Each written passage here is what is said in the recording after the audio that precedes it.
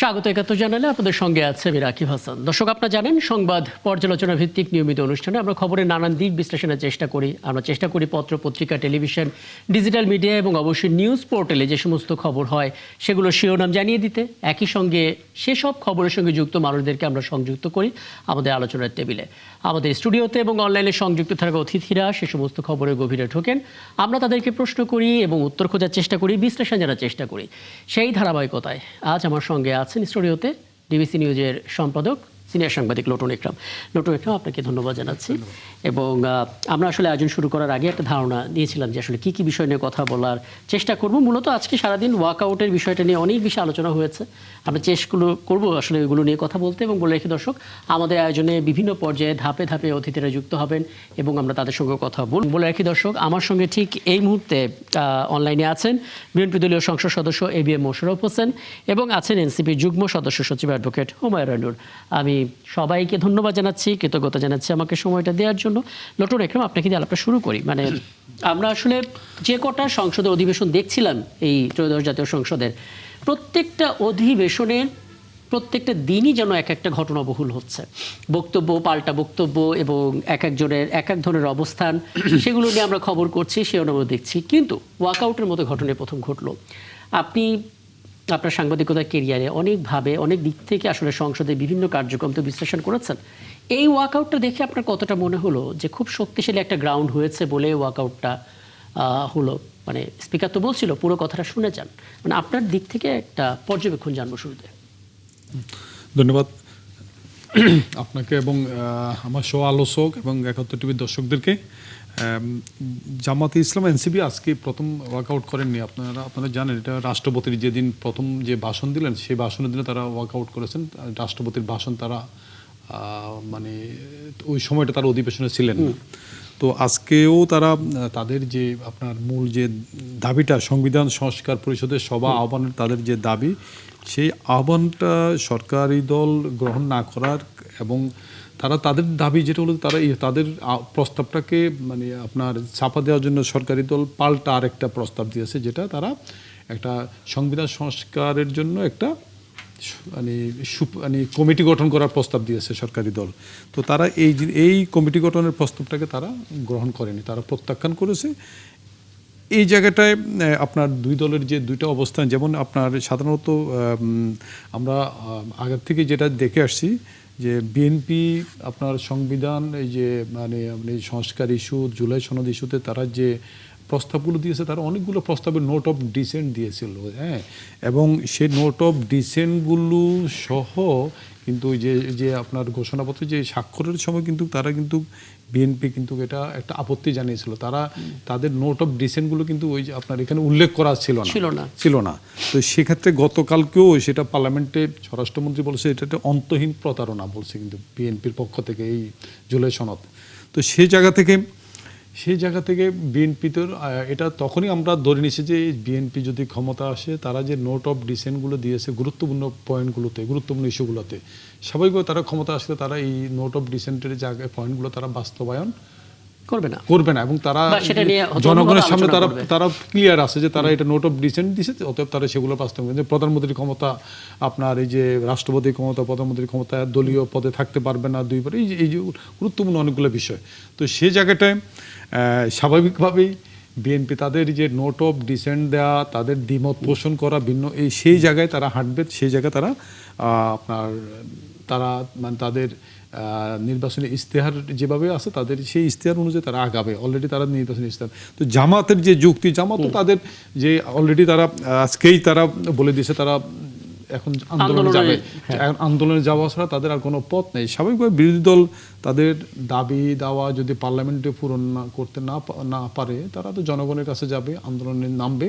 সে এখন দেখার বিষয় হলো যে বিরোধী দলের এই যে আপনার নির্বাচনের ১ মাস ১.৫ মাস না যেতে তারা রাজপথে যদি আন্দোলনের নামে, এবং সেটা কিভাবে, এবং এই যে আপনার সংবিধান জনগণ কিভাবে এটা সম্পৃক্ত হবে, জনগণ ওরা যেটা বলছে ৭০% ভোট মানে জনগণ এটা দিয়েছে। তো সেই জায়গায় এখন এই আন্দোলনে তাদের সঙ্গে কত % মানুষ সম্পৃক্ত হবে, এটা একটা দেখার বিষয়। আর দ্বিতীয়ত এই যে আপনার এই যে মানে ক্ষমতা আসার 1-1.5 মাসের মধ্যেই বিরোধী দল রাজপথে নেমে গেলে সেই জায়গাটায় এটা মানে কতদিন তারা কন্টিনিউ করতে পারবে এটাও একটা এটা দেখার একটা বিষয়। অনেকগুলো আর বিষয় আছে। সরকারও কিভাবে তাদেরকে মানে ফেস করবে তাদের আন্দোলন। এখানে আবার আরেকটা বিষয় যেটা আছে যে আপনার আওয়ামী লীগের যে বিষয়টা, এখন এই যে আওয়ামী লীগও তো কিন্তু আপনার মাঠে আসার জন্য তারাও তো আপনার এই সুযোগের অপেক্ষায় আছে, একটা অস্থিরতার অপেক্ষায় আছে। তো এখন সরকারি দল বিরোধী দল যদি আপনার পরস্পরের বিরুদ্ধে কঠোর অবস্থানে পৌঁছে যায় তখন কিন্তু আওয়ামী লীগও একটা সুযোগ নেওয়ার চেষ্টা করবে মাঠে আসার। একদম।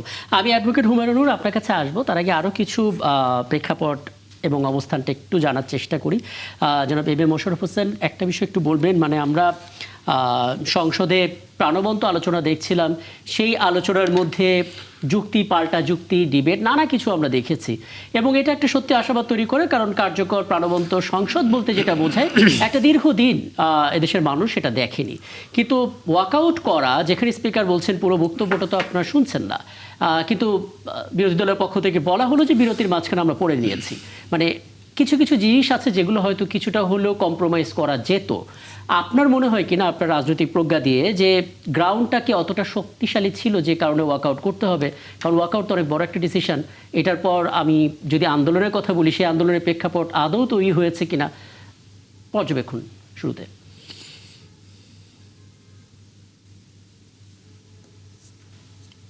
একটু আনমিউট করে নিতে হবে বোধ হয়, আমি শুনতে পাচ্ছি না।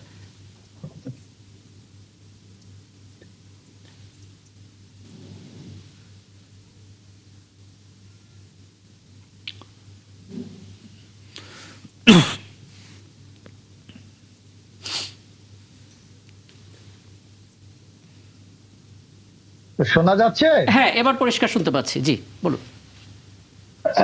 যে আপনাকে ধন্যবাদ এবং আমার দুই সহ-আলোচক যারা আছেন তাদেরকে আমি ধন্যবাদ জানাচ্ছি। আপনি জানেন সংসদীয় রীতিতে একটি সংসদ তখনই কার্যকরী হয় যখন সরকারি দল এবং বিরোধী দলের মধ্যে একটি চমৎকার ডিবেট হয়, তখনই জাতি কি অবস্থা, প্রকৃত অবস্থাটা কি সেটা অনুধাবন করতে পারে।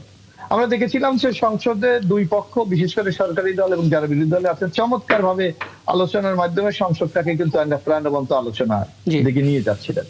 এবং আপনি জানেন যে বিরোধী দলের দাবির প্রেক্ষাপটে গত পরশুদিন এই যে জুলাই সনদের উপর আলোচনার জন্য, জাতীয় সনদের উপর আলোচনার জন্য কিন্তু গতকালকে 2 ঘন্টা সময় নির্ধারণ করা হয়েছিল এবং সেখানে স্পিকার মহোদয়ের টেবিল থেকে বলা হচ্ছিল যে আমরা এই আলোচনায় বিরোধী দলকে সময় বেশি দেব।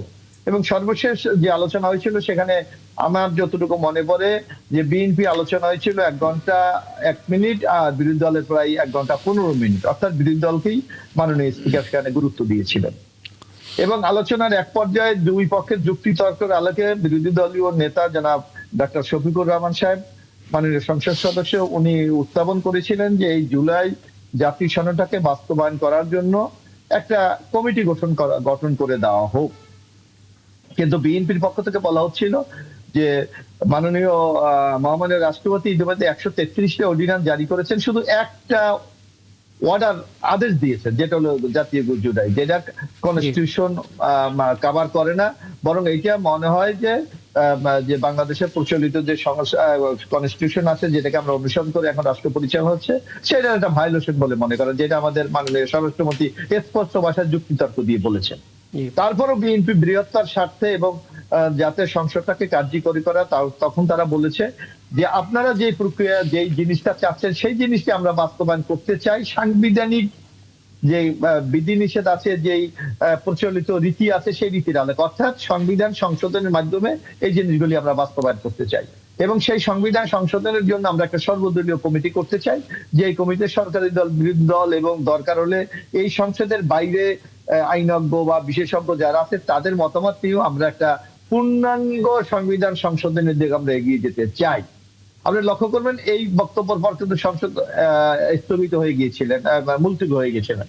আজকে হঠাৎ আমরা দেখলাম সংসদের কার্যপ্রণালী বিধি অনুসারে আপনার প্রশ্ন উত্তর, মাননীয় প্রধানমন্ত্রী প্রশ্ন উত্তর পর্ব, 71 বিধি, জনগুরুত্বপূর্ণ আলোচনা, এগুলির পর হঠাৎ মাননীয় বিরোধী দলের নেতা উঠে বললেন যে গতকালের যে বক্তব্যটি দেওয়া হয়েছে সেখানে আমাদের বক্তব্য সঠিকভাবে প্রতিফলিত হয় নাই, সুতরাং আমাদের কথা মতো বা আমাদের দাবির প্রেক্ষিতে একটি জুলাই জাতীয় সনদ বাস্তবায়নের জন্য একটি কমিটি করতে হবে। যখন স্পিকার বললো এই যে অলরেডি ডিসিশনটা গতকাল হয়ে গেছে, সুতরাং এটা নিয়ে আর কথা বলার কোনো সুযোগ নাই, তখনই আমরা দেখলাম যে বিরোধী দলরা ওয়াক আউট করেছে। সুতরাং এই ওয়াক আউটের খুব একটা যুক্তি আছে, শক্তিশালী যুক্তি আছে বলে আমরা মনে করি না।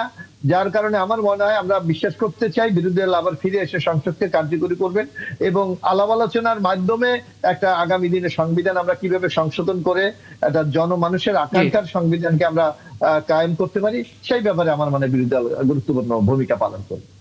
অনেক ধন্যবাদ, আপনি আছেন আমার সঙ্গে। এবং অ্যাডভোকেট হুমায়ুন নূর, আপনার কাছে একটু আসতে চাই এবং বলে রেখে আপনার কথা বলার মাঝখানে একটা ছোট্ট বিরতিতে যেতে পারি, তারপর এখান থেকে আলাপটা শুরু করব। কিন্তু শুরুটা করতে চাই, প্রথমত আপনি এনসিপির শীর্ষ নেতৃত্বে থাকা একজন মানুষ, এবার একই সঙ্গে আপনি আইনেরও মানুষ। আপনি কি একটু বলবেন মানে সত্যি সংবিধান সংস্কার বলুন বা এই জাতীয় পরিষদ গঠন করা কিংবা সর্বদলীয় কমিটি তৈরি করা, সংসদীয় কমিটি তৈরি করা, নানা রকমের প্রস্তাব আসছে, কোনো প্রস্তাবেই আসলে আইনগতভাবে একেবারে ফেলে দেওয়ার মতো কিনা, যেখানে আসলে ওয়াকআউট করে যেতে হবে এবং ওয়াকআউট করে গিয়ে পরিস্থিতি আসলে জটিলই হবে, ঠিকঠাক হবে বলে আপনি অন্তত মনে করেন কিনা? ধন্যবাদ আপনাকে। আমার অত্যন্ত প্রিয় সমালোচক মাননীয় এমপি মহোদয় মোশাররফ ভাইকে সালাম এবং শুভেচ্ছা, এবং আমাদের ডিবিসির ভাইকেও সালাম এবং শুভেচ্ছা। আজকে যারা দেখছেন সবাইকে সালাম জানিয়ে শুরু করছি। দেখেন, পরিস্থিতিটা আসলে অত্যন্ত জটিল এই কারণে যে এই যে আমরা যে জুলাই সনদ স্বাক্ষরিত হওয়া, লিখিত হওয়া এবং ঐক্যমত্য কমিশনের যখন সংস্কার প্রস্তাবগুলো নিয়ে আলোচনা হচ্ছিল, তখন বারবারই বিএনপির পক্ষ থেকে কিন্তু বলা হচ্ছিল যে 31 দফায় ওনারা যা বলেছেন সেই ভিত্তিতে ওনারা সংস্কারটা করবে, এটার জন্য এত চাপাচাপির কিছু নাই। কিন্তু আমরা তখন কিন্তু উল্লেখ করেছিলাম যে এই যে দেখেন 90-এর যে 3 দলীয় জোটের রূপরেখা, সেখানে থেকে আমরা তত্ত্বাবধায়ক সরকার ব্যতীত আর কোনো কিছুই কিন্তু পাই নাই। ওই সময় বিএনপি সরকার কিন্তু তাদের যেই শপথগুলো, সেই শপথগুলো রাখে নাই। এই কারণেই কিন্তু আমরা এবার এটার একটা সলিড ডকুমেন্টেশন এবং ইমপ্লিমেন্টেশন প্রসেসের জন্য জুলাই সনদ এবং জুলাই সনদ বাস্তবায়নের প্রক্রিয়াটা কি হবে সেই বিষয়টা এমফাসিস দিয়েছিলাম, এবং সেটার ভিত্তিতে গণভোট হতে হবে আগেই, সেটাও বলেছিলাম। এখন যখন বিএনপি থেকে প্রস্তাবনা আসলো যে নির্বাচনের দিনই গণভোট হতে হবে এবং সেটা আগে না, নির্বাচনের দিনই হতে হবে, আমরা তাদের কথা আস্থা রেখেছিলাম। ঠিক একইভাবে আস্থা রেখেছিলাম যখন নির্বাচনের না একেবারে অভ্যুত্থানের পরবর্তী সময়, যখন যে সরকার পতনের ঘটনাটা একটা গণ অভ্যুত্থানের পরবর্তীতে একটা বিপ্লব পরবর্তী সময় হয়েছে, সেটা তো কনস্টিটিউশনালি হয় নাই না। তখন আমরা এই অভ্যুত্থানের পর সংবিধান স্থগিতকরণ, জুলাই ঘোষণাপত্রের মাধ্যমে সংবিধান স্থগিতকরণ এবং জাতীয় সরকার গঠনের প্রস্তাবনা দিয়েছিলাম, যেটা একটা বড় রাজনৈতিক দল যাদের দীর্ঘ রাজনৈতিক সংগ্রাম আছে তাদের কথাকে সম্মান জানিয়ে আমরা সেই জাতীয় সরকার গঠনও করতে পারিনি, জুলাই ঘোষণাপত্র ঘোষিত হয়নি এবং সংবিধানও স্থগিত করা সম্ভব হয়নি। তাদের প্রস্তাবনা অনুযায়ী সংবিধানের 106 অনুচ্ছেদের মতামত অনুযায়ী বিচারপতিগণের মতামতের প্রেক্ষিতে ইন্টারিম গভর্নমেন্ট ফর্মড হয়। আপনি যদি ওই রেফারেন্সটার দিকে তাকান, ওখানে কিন্তু স্পষ্ট উল্লেখ করা ছিল যে এই যে ইন্টারিম গভর্নমেন্ট ফর্মড হবে, এটা কি কনস্টিটিউশনালি হয়েছিল বলেন তো? ওই রেফারেন্সে যেই কথাটা বলা হয়েছিল, সেখানে বলা হয়েছিল যে গণমানুষের অভিপ্রায়ের ভিত্তিতে এই জুলাই অভ্যুত্থান পরবর্তী সময় এই ইন্টারিম গভর্নমেন্টটা ফর্মড হলো। একইভাবে আমি শেষ এক লাইনে উত্তরটা দিচ্ছি, একইভাবে এই জুলাই সনদ কিভাবে বাস্তবায়িত হবে সেইটা জুলাই সনদ বাস্তবায়ন আদেশে উল্লেখিত ছিল। এবং যেই কথাটা বলছিলেন মোশাররফ ভাই যে 133টা অধ্যাদেশ এবং একটা আদেশ হয়েছে, যেটা আসলে রাষ্ট্রপতির এখতিয়ারের বাইরে আদেশটা। কিন্তু মজার ব্যাপারটা হচ্ছে যে আইনের কথাই যদি আপনি জিজ্ঞেস করেন, ঠিক যেই আইনে অন্তর্বর্তীকালীন সরকার গঠিত হয়েছিল ঠিক একইভাবে এইটা রাষ্ট্রপতির এখতিয়ার বা রাষ্ট্রপতির ক্ষমতা সাংবিধানিকভাবে ওইটার মধ্যে পড়েই না। কারণ বুঝতে পারছি, আমাকে একটা বিরতিতে যেতেই হচ্ছে, আমি এখান থেকে আলোচনা শুরু করব। বিরতি থেকে ফিরে এসে প্রথম লাইনটা যদি আপনি পড়েন, জাস্ট আমি বলে শেষ করি। প্রথম লাইনেই লেখা আছে যে গণ অভিপ্রায় হচ্ছে এই জুলাই সনদ বাস্তবায়ন আদেশের ভিত্তি। হ্যাঁ, আমি মানে প্রশ্নটা করে যাই আপনার কাছে, সেটা হচ্ছে যে অভিপ্রায় গণ অভিপ্রায় যে একেবারে মেনে নেওয়া হলো না এবং সেটা উপেক্ষিত হলো, সেই জিনিসটা কি প্রমাণ হলো? কারণ এখন বলা হচ্ছে যে আন্দোলন ছাড়া আর পথ কি আছে, যেটা আসলে লোটন একরাম খুব চমৎকার করে বলছিলেন, আপনাদের মধ্যে এখন আন্দোলন হওয়া মানেই যারা আসলে পালিয়ে গিয়েছিল তাদের একটা পুনর্বাসনের পথ তৈরি হওয়া। সেই ব্যাপারটা বিরোধী দলের কতটা মাথায় আছে এটা নিয়ে একটু কথা বলার চেষ্টা করব ছোট্ট বিরতি বা ফিরে এসে। দর্শক, আপনারা একটা আছেন একাত্তর জানালে, ছোট্ট একটা বিরতি বা ফিরছি, আমাদের সঙ্গে থাকবেন। ধন্যবাদ সাথে থাকার জন্য। আপনারা আছেন একাত্তর জানালে, রাকিব হাসান আপনাদের সঙ্গে আছে এবং আমার সঙ্গে আমার অতিথিরা আছেন। আমরা আবারও আলাপে ফিরতে চাই এবং অ্যাডভোকেট হুমায়ুন নূর, আপনি বলছিলেন একটা বিষয় আপনার কাছে একটু জানতে চাই এই পর্যায়ে। প্রথমত, জনগণের যে অভিপ্রায় পূরণ হয়নি সেটা বলার সময় এসে গেছে কিনা, যেভাবে আসলে বলা হলো, এবং দ্বিতীয়ত আন্দোলনে যাওয়ার বিকল্প নেই যেটা বলা হচ্ছে, আপনার মনে হয় কিনা এই মুহূর্তে আন্দোলনটা আসলে পলাতক যারা তাদেরকে ফেরার একটা পথ তৈরি করে দেবে? আলোচনার মাধ্যমে যদি সেই পথ খোলা থাকে, আন্দোলনের প্রশ্নটা তাহলে কেন আসছে? জি, আচ্ছা, আপনি যে প্রশ্নটা করেছেন খুবই গুরুত্বপূর্ণ একটা প্রশ্ন। দেখেন, যেই সংস্কার প্রস্তাবনাগুলো আলোচিত হয়েছিল সেটার মূল এসেন্সটা কি? মূল এসেন্সটা হচ্ছে এই যে বিদ্যমান সংবিধান, ৭২-এর সংবিধান, সেই সংবিধান কিন্তু ১৭ বার পরিবর্তিত হয়েছে এবং যে যতবার, যখন বিএনপি ক্ষমতায় এসেছিল তারাও কিন্তু ওই যে বিচারপতির বয়স বাড়িয়ে তত্ত্বাবধায়ক সরকারের প্রধান বানানোর চেষ্টা এবং সেইটাকে বেস করে 111 আসা এবং এরপরে আবার কে বা কাহারার সহযোগিতায় আমাদের বর্তমান প্রধানমন্ত্রীকে দেশে থেকে অত্যাধিক নির্যাতন করে বিতাড়িত করা এবং শেখ হাসিনার হাতে একরকম ক্ষমতা তুলে দেয় এমন ভাবে যে সে সেই ক্ষমতা আর কোনোদিনই ছাড়লো না যতদিন না পর্যন্ত গণ অভ্যুত্থান হলো।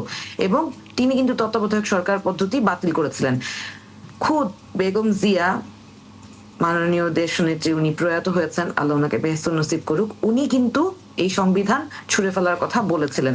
উনি আজ বেঁচে থাকলে বাংলাদেশের মানুষের গণ অভিপ্রায় নিয়ে যেই ধরনের খেলা চলছে, আমি বিশ্বাস করি উনি এইটা অ্যালাউ করতেন না। কেন বলছি কথাটা আপনি দেখেন, যখন উনার কথাটাই কোট করে বলি, তখন আবার অনেকে বলে যে উনি সংশোধনীটা বাতিল করতে চেয়েছেন। এই যে দেখেন, গতকাল ব্যারিস্টার আন্দালিব রহমান পার্থ সাহেব অনেক কথা বললেন সংসদে, হ্যাঁ, কিন্তু উনি নিজ মুখেই কিন্তু বলেছেন যে গণভোটে যে গণ অভিপ্রায় প্রকাশ পেয়েছে, হ্যাঁ, এটা আমরা সামাজিক যোগাযোগ মাধ্যমে দেখেছি, ওনার পুরনো বক্তব্য এবং নতুন বক্তব্য দুটো কোলাজ করে অনেকে পোস্ট করছেন।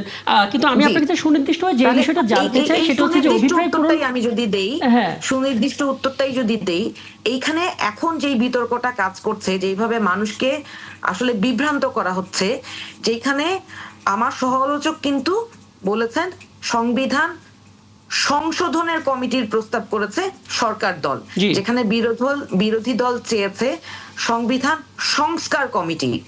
এখানে ডিবিসির ভাইয়া উনিও কিন্তু বললেন যে উনিও ভেবেছেন যে এইটা সংস্কার কমিটি, কিন্তু এটা কিন্তু সংস্কার কমিটির প্রস্তাবনা হয়নি।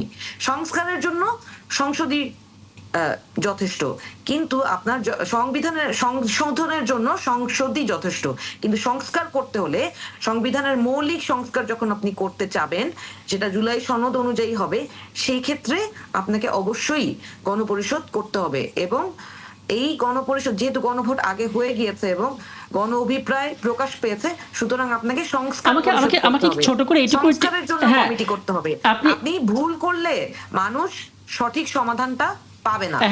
এখন হুমায়ুন নূর, আপনি শুধু এইটুকু ছোট করে একটু বলবেন, মানে সংবিধান সংশোধনের জন্য শীঘ্রই একটা কমিটি করা হবে, যেটা আসলে চিফ হুইপ বলেছেন, এবং বিরোধী দলের পক্ষ থেকে এমনটা নাকচ করে দেওয়া হয়েছে। তাদের কথা হচ্ছে যে একটা সংস্কার পরিষদের, কিন্তু কথা হচ্ছে সংশোধন কমিটি আর সংস্কার পরিষদের বেসিক পার্থক্যটা কি? মানে সাধারণ মানুষ যারা আসলে পুরোপুরি জিনিসটা পূরণ হোক এটা চান, তারা তো এ জাতীয় স্টেটমেন্টে বিভ্রান্ত হবেন, তারা চাই যে কার্যকর হবে জিনিসটা যেন পূরণ হোক।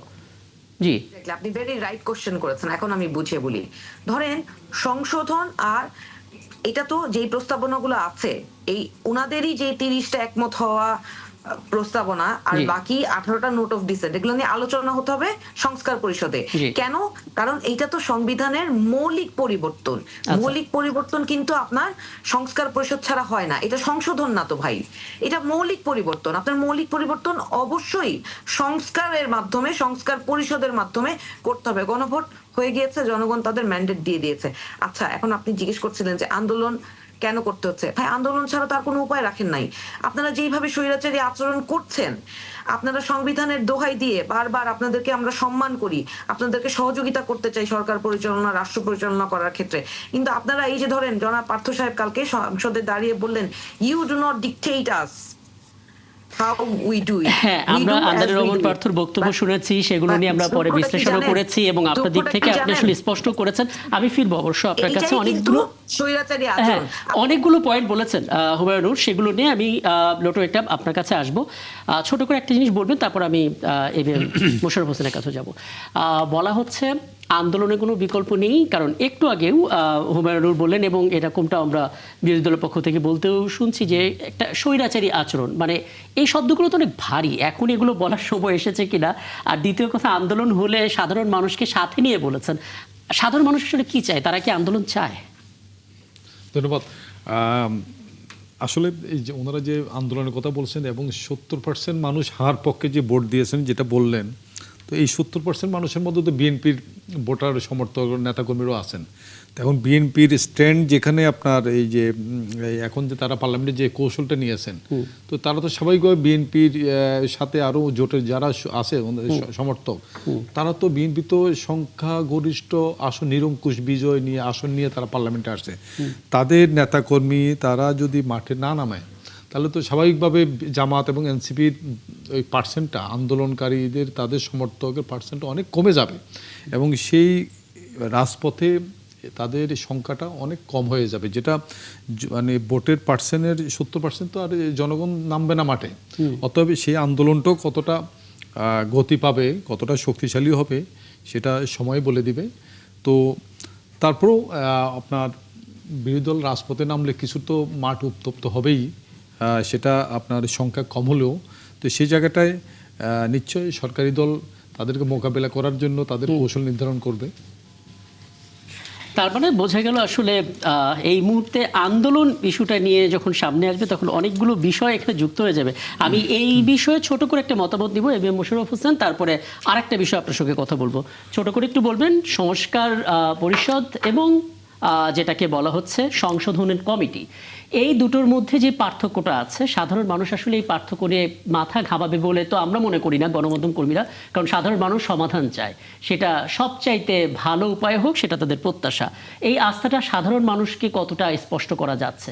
আর দ্বিতীয় বিষয়, আমরা অন্তর্বর্তীকালীন সরকারের সময়ে যত অজস্র আন্দোলন দেখেছি, সেই আন্দোলনে মানুষকে আমরা বিরক্ত হতে দেখেছি। ঠিক এই মুহূর্তে যৌক্তিক আন্দোলন নিয়ে যদি কেউ মাঠে নামে, মানুষ আসলে কতটুকু সমর্থন দেবে তাদেরকে? কারণ মানুষ কি এখন কি আন্দোলন চায়? কি বলবেন? না, আপনি একটা কথা বললেন, আমরা আসলে তো বিএনপি একটি রাজনৈতিক দল, আমরা যেমন সরকারে ছিলাম, আমরা কিন্তু রাজপথেও ছিলাম, সুতরাং আন্দোলন সংগ্রাম আমরা করেছি। এখন বাংলাদেশের মানুষের মধ্যে মানুষের মধ্যে একটা প্রত্যাশা ছিল যে গণতান্ত্রিক বাংলাদেশে আমাদের ফিরে যায়। ইতিমধ্যে 12ই ফেব্রুয়ারি নির্বাচনের মাধ্যমে কিন্তু একটা গণতান্ত্রিক সড়কে কিন্তু আমরা ইতিমধ্যে উঠে গেছি। এখন হলো প্র্যাকটিসের মাধ্যমে গণতন্ত্রকে একটা প্রাতিষ্ঠানিক রূপ দেওয়া।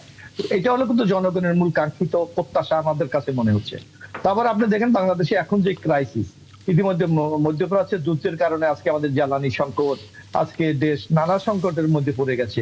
এই অবস্থায় নিশ্চয়ই বাংলাদেশের জনগণ আবার একটি নতুন করে আন্দোলন এইটা প্রত্যাশা করে বলে আমার মনে হয়।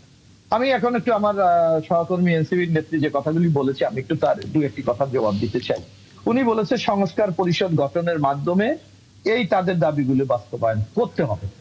এখন আমি ওনাকে একটু বিনয়ের সাথে প্রশ্ন করতে চাই, বা উনি নিজেও সচেতন। আপনার নিশ্চয় মনে আছে যখন ঐক্যমত কমিশনের আলোচনা হয়, তখন রাজনৈতিক দলগুলি যে স্বাক্ষর করেছিলেন জাতির সামনে, সংসদ ভবনের সামনে দাঁড়িয়ে, আমরা কিন্তু বিএনপির পক্ষ থেকে স্পষ্ট ভাষায় এখনো বলছি, যেই জুলাই ঐক্যমত কমিশনে যেই সিদ্ধান্তগুলি হয়েছে, প্রত্যেকটি সিদ্ধান্ত অক্ষরে অক্ষরে আমরা বাস্তবায়ন করতে চাই।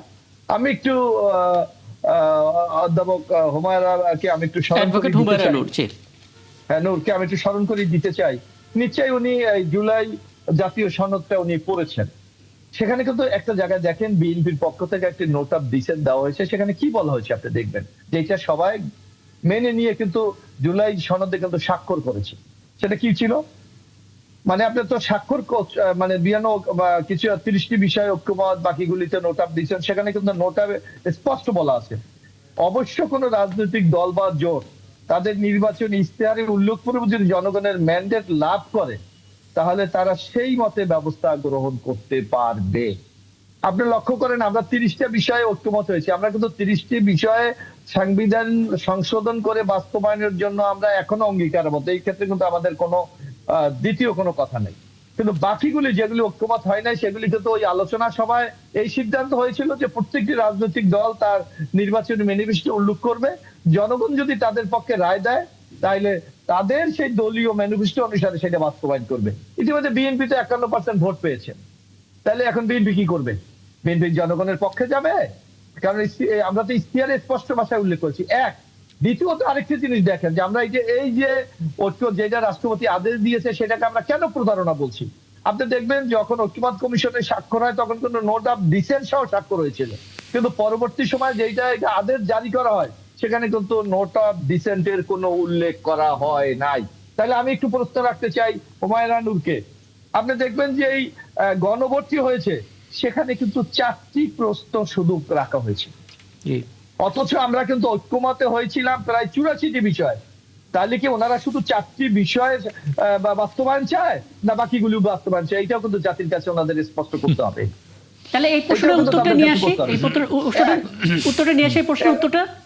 তারপর আমি একটু বলি, আর আমি শেষ করি আপনি। তারপর জুলাই 4টা যে প্রশ্ন, এর মধ্যে লাস্টেরটা যদি আপনি দেখেন, 4 নম্বরটা, জুলাই জাতীয় সনদে বর্ণিত অপরাপর সংস্কার রাজনৈতিক দলগুলির প্রতিশ্রুতি অনুসারে বাস্তবায়ন করা হবে। অত ওই নোট অফ ডিসেন্টের কথা কিন্তু এখানে পরোক্ষভাবে উল্লেখ করা হয়েছে, যে তার রাজনৈতিক দলগুলি যে দাবিগুলি করেছে তাদের প্রতিশ্রুতি মানে আমরা নোট অফ ডিসেন্ট দিয়েছি, সেটাও কিন্তু বাস্তবায়নের সুযোগ কিন্তু হান্না ভোটে রয়েছে।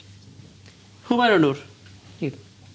মোশাররফ ভাই খুব সুন্দরভাবে এই যে ধরেন এই আলোচনাগুলোর মাধ্যমে কিন্তু সমাধানটা হবে। উনি যেটা বলেছেন যে নোট অফ ডিসেন্ট ছিল এবং নোট অফ ডিসেন্টে লেখা ছিল যে রাজনৈতিক দলগুলোর যদি ম্যান্ডেট পায় তাহলে সেই নোট অফ ডিসেন্ট অনুযায়ী কাজ করতে পারবে, এবং জুলাই সনদ যে আদেশ আছে সেখানে উল্লেখ করা আছে যে সংবিধান সংস্কার সংক্রান্ত যে 48টি প্রস্তাব সেইটা নিয়ে গণভোট হবে। গণভোট এর বাইরে যে প্রস্তাবনাগুলো নিয়ে আলোচনা হয়েছিল ঐক্যমত্য কমিশনে সেটা সংসদে সিদ্ধান্ত হবে। তাহলে যে 48টার মধ্যে 30টা ঐক্যমত্য হয়েছে, 3 নম্বর প্রশ্নে কিন্তু লেখা আছে যে এই 30টা গণভোটের 3 নম্বর প্রশ্নে যে এই 30টা বিষয়ে এই 30টা এক্সিকিউট করতে সরকার বাধ্য থাকবে। তার আগে যে 2টা প্রশ্ন, সেই প্রশ্নগুলোতে স্পষ্ট প্রশ্ন করা হয়েছে যে ধরেন বিভিন্ন সাংবিধানিক প্রতিষ্ঠানের নিরপেক্ষতা এবং ইন্ডিপেন্ডেন্স এনশিওরড হইতে হবে, এবং 100 আসনে উচ্চকক্ষ পিয়ার সিস্টেমে হবে, সংবিধান সংস্কার সংক্রান্ত বিষয়গুলো ওখানে যাবে, এবং নারী সংরক্ষিত আসন না থেকে 100 আসনে সরাসরি নারীদের নির্বাচন হবে। তাহলে এই প্রথম 2টা প্রশ্ন এবং 3 নম্বর প্রশ্নে যে কথাগুলো উল্লেখ আছে, যে প্রশ্নগুলো উল্লেখ আছে, সেইগুলো 4 নম্বর প্রশ্নে কিন্তু বলা আছে সেইগুলো ব্যতি রেখে জি আপনি একটু পড়েন, লাইনটাই পড়েন, আমার সামনে খোলা নাই দেখেন, আমি মুখস্থ করেছি। না আমরা 30টির ব্যাপারে কিন্তু আমাদের কোনো দ্বিমত নাই, আমাদেরও দ্বিমত নাই। প্রথম যে একটা ছোট উদাহরণ দেই, ধরেন উচ্চকক্ষে আমরা সংবিধান সংস্কারের আলাপগুলো নিতে চাই, সংশোধনের আলাপগুলো নিতে চাই, যেগুলো আপনাদের ইশতেহারে আপনারা উল্লেখ করেছেন যে আপনারা আসন ভিত্তিক উচ্চকক্ষ করবেন, এবং জুলাই সনদে যেই কথাটা প্রস্তাবনা ছিল যেটা আপনারা নোট অফ ডিসেন্ট দিয়েছেন, এবং সেই অনুযায়ী আপনাদের ইশতেহার লিখেছেন যে উচ্চকক্ষে সংবিধান সংস্কারের কোনো আলাপ যাবে না। কেন যাবে না? এটা তো জনগণের জন্য প্রয়োজনীয়, এবং জনগণ সেটা বুঝেছে, সেইটাই গণভোটের একটা প্রশ্ন ছিল, এবং জনগণ সেইটার পক্ষে মতামত দিয়েছে। এবং তারপরে আপনি দেখেন যেই স্পেসিফিক ইস্যুগুলোতে জনগণ মতামত দিয়েছে, যে 100 আসনে নারীদের সরাসরি ভোট, এই যে উচ্চকক্ষে আমি প্রতারণার জায়গাটা আমি স্পষ্ট করি, প্রতারণা জনগণের সাথে করা হচ্ছে, প্রতারণা ওনাদের সাথে কেউ করে না। এটাই তো প্রশ্ন যারা হুমায়ুন নূর, দেখুন একটা বিষয় একটু ছোট করে উত্তর দেবেন, কারণ মানুষ আসলে হাঁ ভোটে ভোট দিয়েছে কারণ তারা চায় পরিবর্তনটা আসুক। মানুষ আবার বিএনপিকে বেশি ভোট দিয়েছে, তার মানে বিএনপির উপরে আস্থা রাখছে পরিবর্তনটা তারা করতে পারবে। মানে দুই ধরনের ক্ষেত্রে তো আমরা জনগণকে প্রাধান্য দেব, তাহলে অনাস্থাটা কেন তৈরি হবে? এই জায়গাটাই আসি। দেখেন, জাতীয় নির্বাচন হয়েছে, সংসদ সদস্যদেরকে মানুষ ভোট দিয়ে জয়যুক্ত করেছে সংসদীয় কাজ করার জন্য, রাষ্ট্র পরিচালনার জন্য। এখন আবার আলাদাভাবে গণভোট হয়েছে, দুইটাকে তো মিলানোর সুযোগ নাই। গণভোটে যে প্রশ্নগুলোতে মানুষ সরাসরি মতামত দিয়েছে সেই মতামতকে ইমপ্লিমেন্ট করা তো এই সংসদের দায়িত্ব। আপনি সেইটাকে বাদ দিয়ে আপনি একচ্ছত্রভাবে যদি জনগণ আপনাকে ম্যান্ডেট দিয়েছে বলে আপনি জনগণের মতামতকে উপেক্ষা করেন। একটা ছোট কথা, ভাইয়ের কথা ধরেই যদি বলি, এখানে আমরা আলোচনা করছিলাম যে আন্দোলনে কি বিএনপির সমর্থকরা নামবে কিনা। দেখেন, আমাদের প্রধানমন্ত্রী কিন্তু নির্বাচনের আগে গণভোটে হ্যাঁ দিতে বলেছে। এই 4টা প্রশ্নই তো ছিল, আমরা তো এই 4টা প্রশ্নেরই বাস্তবায়ন চাই, এর বাইরে তো কিছু বলছি না। আপনাদের নোট অফ ডিসেন্ট আছে, প্রথম 3টা প্রশ্নের ব্যতি রেখে যেগুলো আছে সেগুলো নিয়ে আমরা আলোচনা করব। সংস্কার পরিষদ করেন না। এর বাইরে এই 4টার বাইরে অনেক বক্তব্য ছিল আসলে বিরোধী দলের। রাষ্ট্রপতি নেতাদের আপত্তি ছিল, সংবিধানের অনেক অংশ নেতাদের আপত্তি ছিল। জি, আমি বলছি, আপনি যদি বলেন যে এই যে জনগণ ম্যান্ডেট দিয়েছে, ওনারা ইশতেহারে উল্লেখ করেছে, আপনি আপনার মুখ দিয়ে আপনি বলছেন যে 4টা প্রশ্ন নাকি জনগণ বুঝে নাই, তাহলে আপনার এত বড় ইশতেহারের পাই টু পাই কথা, যেটা এক সপ্তাহ নির্বাচনের হয়তো সামান্য এক সপ্তাহ আগেও প্রকাশ হয় নাই, সেটা মানুষ বুঝে আপনাদের ভোট দিয়েছে? এটা কি বাস্তব মনে হয় আপনার? কিন্তু আমাদের যে দাবির জায়গাটা, সেটা আমরা ঐক্যের সাথে এই দাবিটা আদায় করতে চাই। আপনি পরিষ্কার করে বলেছেন। অনেক ধন্যবাদ, আবারও আসবো আপনার কাছে। কার প্রেসক্রিপশনে এই অস্থিতিশীল পরিস্থিতি ক্রিয়েট করা হচ্ছে, এইটা আমি জানতে চাই। আমরা চাই কার প্রেসক্রিপশনে, আসলে এই প্রশ্নটা তো মানে বিরোধী দলের নেতাকেও অনেকে হয়তো করবেন। আমি তো জানি যে ধরেন মোশাররফ ভাইকে জিজ্ঞেস করেন, উনিও সংস্কার চায়, বিএনপির সবাই অনেকে সংস্কার চায়, কিন্তু কারা এবং কেন এই সংস্কারের পথে বাধা হয়ে দাঁড়াচ্ছে, এইটা আপনাদেরকে তদন্ত করতে হবে। মানুষকে এই যে প্রশ্নটা হুমায়ুনুর করলেন যে কার প্রেসক্রিপশনে আসলে সংস্কারে বাধা দিতে হচ্ছে বা বাধা দিচ্ছেন, আপনার মনে হয় কিনা কোনো প্রেসক্রিপশন এখানে আছে? থাকলে সেটা কার প্রেসক্রিপশন, আসলে কি লেখা? না, আসলে হুমায়ুনুর যে কথাটি বলছে এটা ওনার নিজের ওপিনিয়ন থাকতে পারে, আমি সেটাকে শ্রদ্ধা করি, কিন্তু বিএনপি কি বলেছে স্পষ্ট ভাষায়। এখানে আমি একটা কথা বলি, হুমায়ুনুররা প্রথম থেকে স্টার্টিং থেকে তারা যে একটা ভুল একটা সিদ্ধান্তের মধ্যে আছে, এই দায়িত্বটা ওনারা আমাদের উপর চাপিয়ে দিতে চায়। যেমন একটা কথা আমি বলি, উনি বলেছে কিভাবে ইন্টিরিয়াম গভর্নমেন্ট গঠিত হয়েছে। আমার মনে হয় উনি আইনের লোক, উনি নিশ্চয়ই জানার কথা যে আমাদের কনস্টিটিউশনের গার্ডিয়ান কে? Supreme Court. আমাদের কনস্টিটিউশনে রাষ্ট্রপতি যদি মাননীয়, এখানে দেখেন প্রধানমন্ত্রী পদত্যাগ করেছে, রাষ্ট্রপতি সংসদ ভেঙে দিয়েছে। What is the next? এটা কিন্তু আমাদের কনস্টিটিউশনে নাই। তো কনস্টিটিউশন যদি না থাকে তাহলে কভার করার জন্য কি বিধান আছে? আর্টিকেল 106 স্পষ্ট বলা আছে, আপনি যদি সংবিধানের কোনো ক্ষেত্রে কোনো সংকট আপনার কাছে দেখা দেয়, কোনো সমস্যা দেখা দেয়, আপনি 106 সেখানে সুপ্রিম কোর্টের কাছে নির্দেশনা চাইতে পারেন। এটা অ্যাবসলিউটলি কনস্টিটিউশনাল ওয়ে, এটা কিন্তু অন্য কিছু না। ওই নির্দেশনাতেই বলা আছে। না, আমি বলি অভিপ্রায়ের ভিত্তিতে ইন্টারিম গভর্নমেন্ট। আমি একটু বলি, গণ অভিপ্রায় এখানে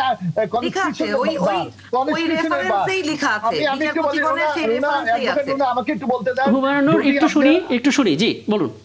যদি আপনারা মনে করতেন যে আমরা এই কনস্টিটিউশন মানি না, কনস্টিটিউশন আমরা ফেলে দেব, আমরা একটা বিদ্রোহী সরকার করব, তাইলে হোয়াই আপনাদের আন্দোলনের 3 যোদ্ধা আসিফ, সজীব এবং মাহফুজ আলম, তারা এই রাষ্ট্রপতির অধীনেই তো শপথ নিয়েছে। তারা বলেছে যে জনগণের অভিপ্রায়ের কথা মাথায় রেখে তারা এই কাজটা করেছে। না, আপনি 106 এ আপনি যান, জনপ্রায় অভিপ্রায় নিয়ে কোনো কথা নেই, এটা সংবিধানের আর্টিকেল 106 হুমায়ুনুর, আমি আপনার কাছে আসবো। হুমায়ুনুর একটু কথা বলতে দেন, এবার মোশাররফ হোসেনকে আপনার কাছে পরবর্তীতে আসবো। জি মোশাররফ হোসেন। জি হ্যাঁ, এটা 106 এর আলোকে হয়েছে। সুতরাং আপনাকে এখানে কনস্টিটিউশনাল গভর্নমেন্ট, এই কনস্টিটিউশনাল গভর্নমেন্টের নিয়ম মেনে কিন্তু আপনাকে চলতে হয়েছে, এবং যার জন্য আপনি কনস্টিটিউশন মানেন বলেই আপনি দেখবেন মহামান্য রাষ্ট্রপতি 133টি অর্ডিন্যান্স জারি করেছেন। কারণ যখন পার্লামেন্ট থাকে না তখন অর্ডিন্যান্স জারি ছাড়া কোনো পথ থাকে না, সুতরাং সেই জিনিসটি অনুসরণ করেছেন। এখন ওনারা যদি বলেন যে রাষ্ট্রপতি অবৈধ, এই সংবিধান অবৈধ, এটা আমরা মানি না, আমার মনে হয় এটা একটা গণতান্ত্রিক যে আচরণ একটা রাজনৈতিক দলের কাছ থেকে বা আমরা গণতান্ত্রিক মানুষ হিসাবে এইটা কোনোভাবে প্রত্যাশা করা যায় না।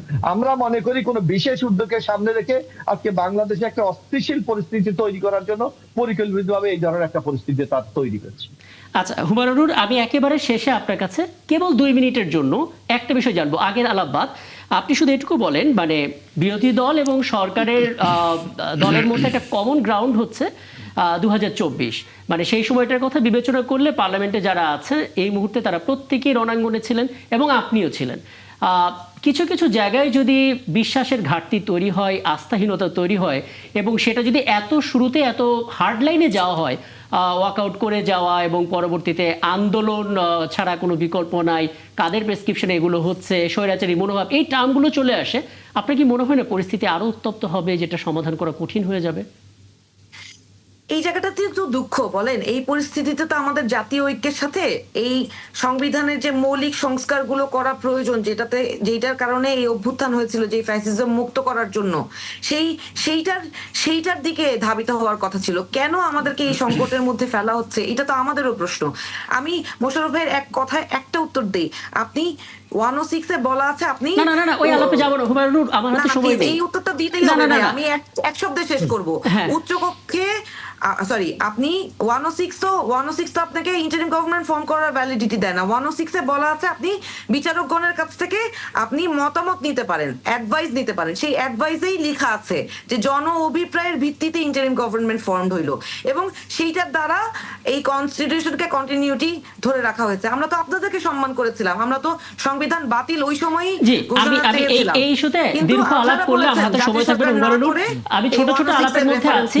আপনি মানে এটা স্পষ্ট করেছেন আপনার জায়গা থেকে, কিন্তু একটা বাস্তবতা তো অনেকেই এটা জানতে চান, যেটা ABM মোশাররফ হোসেনও বলেছেন এবং সিনিয়র সাংবাদিক লটন একরামও এটা বললেন, কোনটা আসলে ইম্পর্টেন্ট। মানে ঠিক এই মুহূর্তে একটা অদ্ভুতভাবে জ্বালানি সংকট তৈরি হয়ে গেল, আমরা দেখলাম সড়কে নানা রকমের দুর্ঘটনা ঘটেছে, সেখানে মন্ত্রীকে প্রশ্ন করা সংসদে, এই সমস্ত বিষয়গুলো তো ইম্পর্টেন্ট হওয়া উচিত। সেই জায়গাটা বাদ দিয়ে আমরা এখন সংবিধান সংস্কারের মধ্যে ঢুকে গেলাম। মানুষ কি আসলে ঠিক এই মুহূর্তে কোনটাতে কনসার্ন? তারা কি এই পাবলিক সম্পৃক্ত ইস্যুতে নাকি আসলে সংস্কারের ইস্যুতে? দেখেন, এই যে আসল দুঃখের কথাটাই বলে ফেললেন, যে এই যেগুলা ডিসাইডেড ইস্যু, সেইগুলা কিভাবে বাস্তবায়ন হবে, সেটা গণরায়ের অভিপ্রায়ের ভিত্তিতে এই সংবিধান সংস্কার কিভাবে হবে, এটা একটা ডিসাইডেড ফ্যাক্টর। গণভোটের মাধ্যমে জনগণ তাদের সিদ্ধান্ত জানিয়ে দিয়েছে, সেখানে বিএনপির সমর্থনও ছিল। তারপরে এখন এসে যেই বিতর্কটা তৈরি করা হচ্ছে, এই বিতর্কের কারণে জনগণকে আমরা সার্ভ করার ক্ষেত্রে আমাদের যে কন্ট্রিবিউট করার সুযোগ, আমরা ছায়া মন্ত্রিসভা করারও প্রস্তাবনা দিয়েছিলাম, সেইটার সুযোগটা ব্যাহত হচ্ছে। এই অস্থিতিশীল পরিস্থিতি কেন তৈরি করছেন আপনারা? সরকার গঠন করার আগে আমরা আমি আসলে এটা জানতে চাইছিলাম না অ্যাডভোকেট হুমায়ুন, যেটা আমার কাছে জানতে চাওয়া ছিল সংবিধান, হ্যাঁ সংবিধান ইস্যুতে। আচ্ছা ঠিক আছে, আমি আপনার বক্তব্যের উত্তরটা পেয়েছি। আমি সবশেষ ABM মোশাররফ হোসেন 1 মিনিটের মধ্যে একটা অ্যান্সারটা নিব। মানে আমরা আসলে সংবিধান নিয়ে অনেক আলাপ দেখতে পাচ্ছি, কিন্তু সেই আলাপের মাঝখানে গিয়ে আমাদের জনগণের সাধারণ যেই সংকট, সেই সংকট কি হারিয়ে যাচ্ছে কিনা? না, এটা তো আমরা মনে করি এটা অনাকাঙ্ক্ষিত এই প্রশ্নটা বর্তমানে উত্থাপন করা। কারণ আমাদের উচিত এই দেশের দায়িত্বশীল নাগরিক হিসাবে বা রাজনৈতিক দলের একজন কর্মী হিসাবে এই মুহূর্তে জনগণের যে সংকটটা হচ্ছে বাংলাদেশে, বিশেষ করে জ্বালানির ক্ষেত্রে, আজকে সড়কে আপনি দেখেন বিশৃঙ্খলা হচ্ছে, বাংলাদেশের মানুষের মধ্যে একটা উৎকণ্ঠা কাজ করছে। আগে আমাদের সবার উচিত ছিল এই সংকটটা মোকাবেলা করে এগিয়ে যাওয়া, কিন্তু দুর্ভাগ্যজনক আমরা দেখছি এই মুহূর্তে। এবং আমি সবচেয়ে দুঃখজনক ভাবে আমি বলতে চাই, আমি তো একজন এই সংসদের একজন সংসদ সদস্য, আমরা ভেবেছিলাম যে আমরা সরকারি দল ভেবেছিলাম এই সংসদ যখন শুরু হবে তখনই বিরোধী দলের থেকে উত্থাপন হবে, কিভাবে এই জ্বালানি সংকট আমরা নির্ধারণ করতে পারি সেই বিষয়ে আলোচনা করার জন্য। আমরা ভেবেছিলাম কিভাবে জাতীয় ঐক্যমতের মাধ্যমে এই সংকট মোকাবেলা করা যায়, সেই জন্য তারা প্রস্তাব উত্থাপন করবেন। কোনো সংকটই নাই না, আমরা তো মনে করি না, আমরা তো বলবোই যে আপনি what is the role of opposition, তাহলে আপনাদের রোলটা কি? আমরা তো বলবোই সরকারি দল।